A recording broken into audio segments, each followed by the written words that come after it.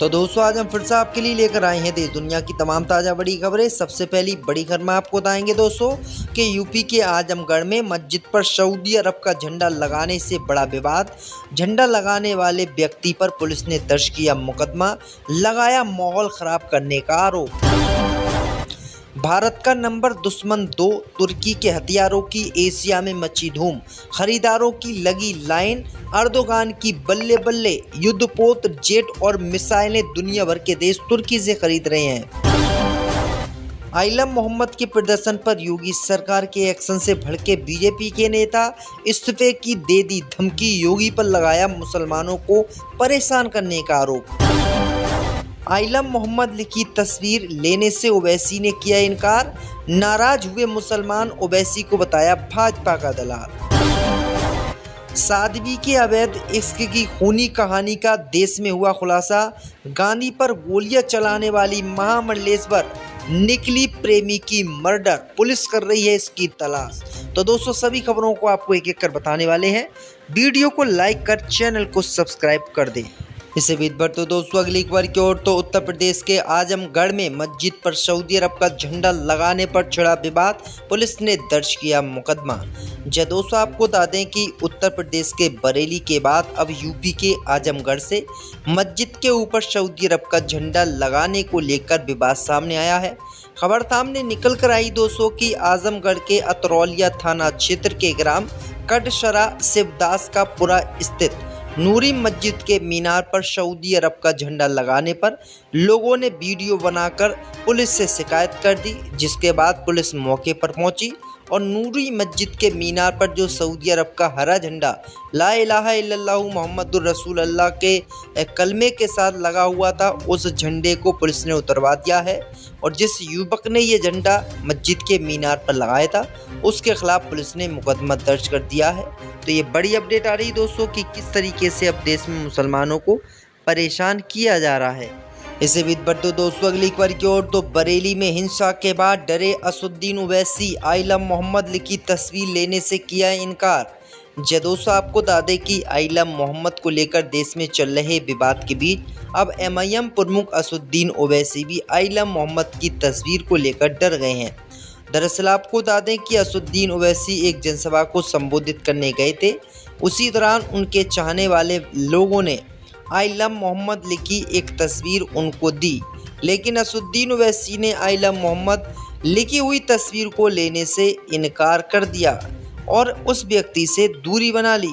वहीं आपको बता दें कि इस वीडियो के वायरल होने के बाद असुद्दीन ओवैसी पर भी सवाल उठाए जा रहे हैं और कहा जा रहा है कि असुद्दीन ओवैसी ने आखिरकार ऐसा क्यों किया।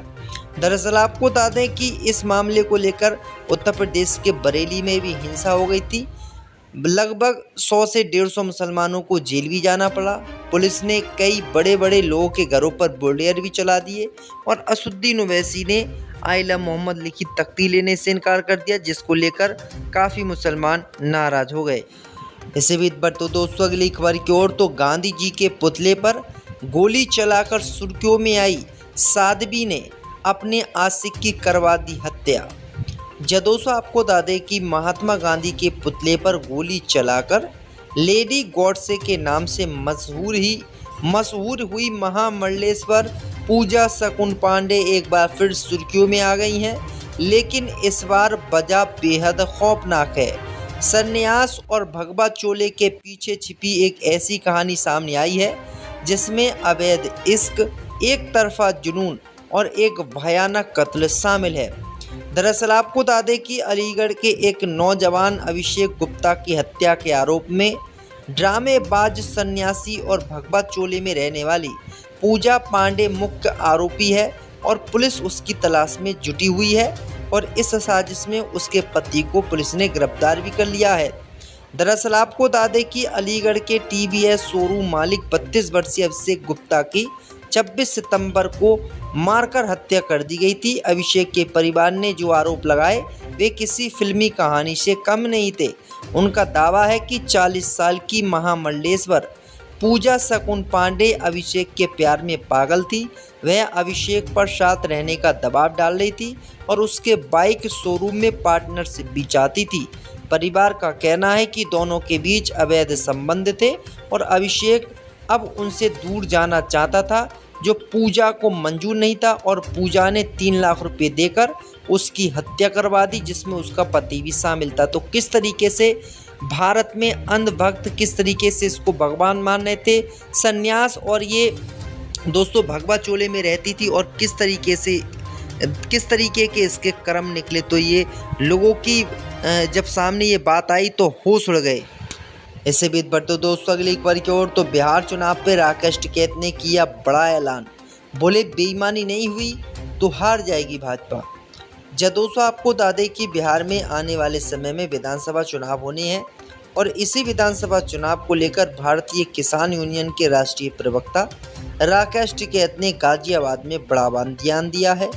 राकेश टिकैत ने आगामी बिहार चुनाव को लेकर कहा कि बेईमानी होगी तो बीजेपी जीतेगी और ईमानदारी से चुनाव होगा तो विपक्ष जीतेगा। राकेश टिकैत बीते 7 सालों से 2 अक्टूबर को दिल्ली यूपी बॉर्डर पर भारतीय किसान यूनियन द्वारा आयोजित हवन में शामिल होने आते हैं। उन्होंने पत्रकार से बातचीत में यही बात कही है।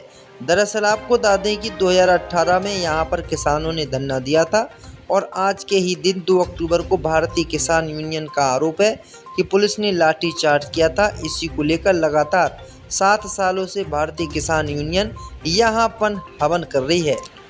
इससे भी बढ़ते दोस्तों अगली एक बार की ओर, तो आइलम मोहम्मद के प्रदर्शन पर योगी सरकार के एक्शन से भड़के बीजेपी नेता इस्तीफे की दे दी धमकी। दोस्तों आपको बता दें कि उत्तर प्रदेश के बरेली और कानपुर जैसे शहरों में आइलम मोहम्मद के पोस्टर लेकर सड़कों पर उतरने वाली भीड़ के खिलाफ योगी सरकार की सख्ती पर भाजपा के अंदर ही आवाज उठी है। जम्मू कश्मीर के भाजपा नेता जहांजैब सिरबाल ने योगी सरकार के एक्शन पर ऐतराज जताया और कहा है कि ये सबका साथ और सबका विकास के नारे के विपरीत है। उन्होंने कहा कि राज्य सरकार की पुलिस जिस तरह एक्शन ले रही है वह बदले की कार्रवाई करने जैसा है। इससे मुसलमानों का भरोसा भाजपा सरकार पर कम हुआ है। उन्होंने कहा है कि यदि इसमें सुधार नहीं किया गया तो मेरे पास इस्तीफा देने के अलावा कोई विकल्प नहीं बचेगा। उन्होंने कहा है कि मैं हर कीमत पर भाजपा से इस्तीफा दूंगा और फिर अन्य पार्टियों में जाऊंगा। इससे भी बढ़ते दोस्तों अगली खबर की ओर, तो भारत के दुश्मन तुर्की के हथियारों का दुनिया हुई दीवानी, लाइन में लगकर खरीद रहे हैं युद्धपोत, जेट और मिसाइलें। दोस्तों आपको बता दें कि भारत के दुश्मन नंबर 2 तुर्की के हथियार इंडस्ट्रीज इस समय पूरी दुनिया में धूम मचा रही है। उसे पूरी दुनिया से नए नए हथियारों के लिए ऑर्डर भी मिल रहे हैं।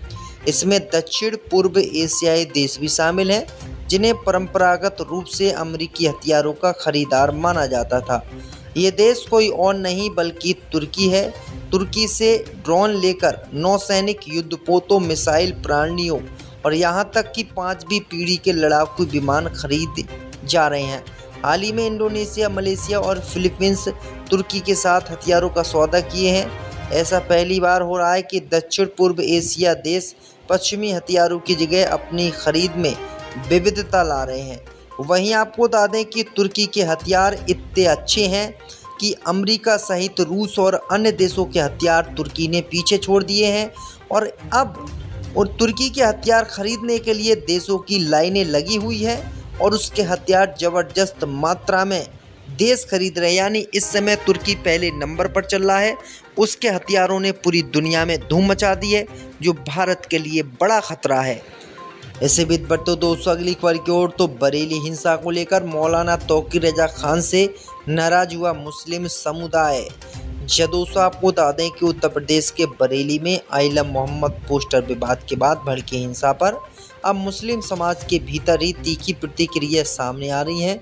समुदाय के कई लोगों ने सार्वजनिक तौर पर मौलाना तौकीर रजा को इस तनावपूर्ण हालात के लिए जिम्मेदार ठहराया है।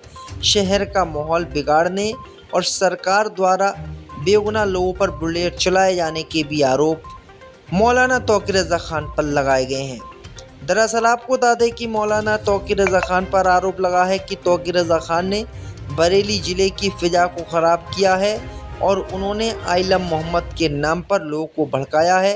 बेगुनाह बच्चों को सड़कों पर ले आए वो, जिसके कारण जो है काफ़ी हिंसा हुई और अब जो है कई लोग जेल में ही बंद हैं और कई लोगों के घरों पर बुलडोजर चलाने की भी नौबत आ रही है।